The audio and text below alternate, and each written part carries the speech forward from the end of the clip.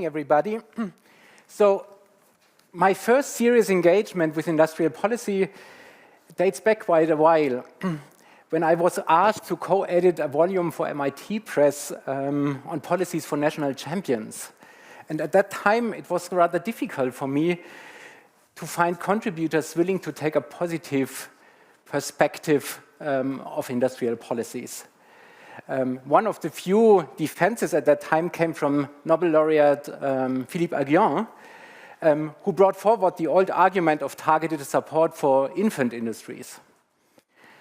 I suspect that today I would have far less difficulty assembling a group of contributors prepared to defend industrial policies, even though most would still agree that designing and implementing industrial policies good industrial policies remains quite challenging.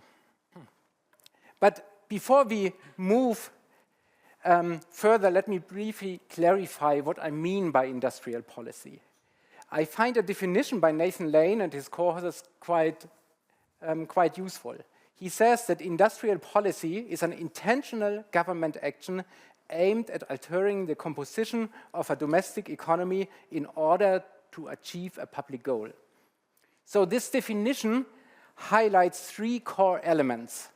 First, industrial policy is inherently political. Second, it is intentional. So this means that it involves strategic direction. So I'm not so sure whether Europe has a strategy for this, and this is up for discussion on the panel. And third, it seeks to reshape the structure of the economy to achieve certain goals. Such policies are clearly on the rise worldwide, with the United States currently leading this development. If you look at data from the Global Trade Alert, which is, if you want so, the global watchdog for industrial policy interventions, you see a marked increase in measures over the past decade. And importantly, industrial policy goes far beyond firm-level investment subsidies.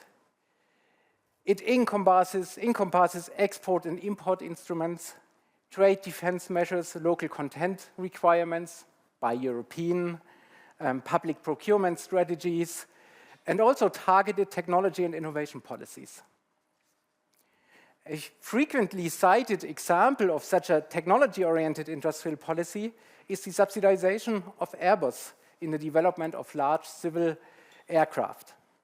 And Airbus is often presented as a model case of successful industrial policy for creating a European champion in the aircraft industries.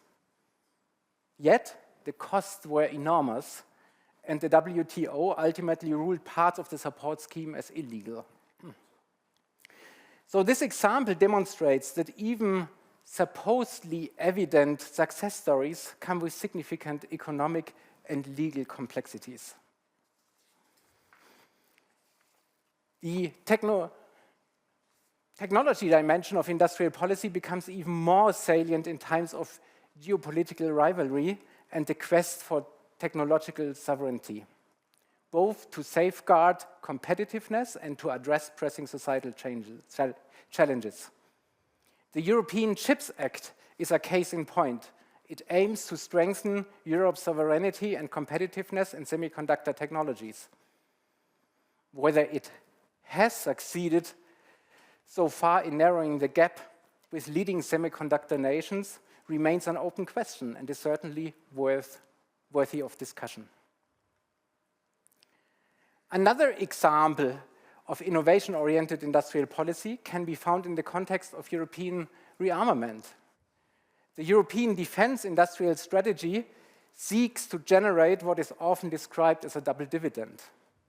First, through the public procurement of cutting-edge defense technologies, and second, through spillovers into the civilian economy. So we all know prominent examples of dual-use innovation. So one example is the PackBot, a man-portable military robot designed for bomb disposal and surveillance. It was developed in the US and financed initially by DARPA and later supported through SBIR grants.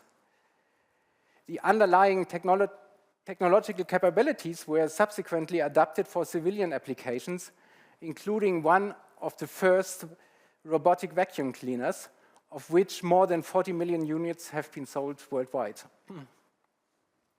The key question for this panel, however, is whether such cases are exceptions or whether governments can design industrial policies that systematically foster innovation spillovers into the civilian economy. And with that, let me hand over to our excellent Maitri, who will guide us through the discussion today.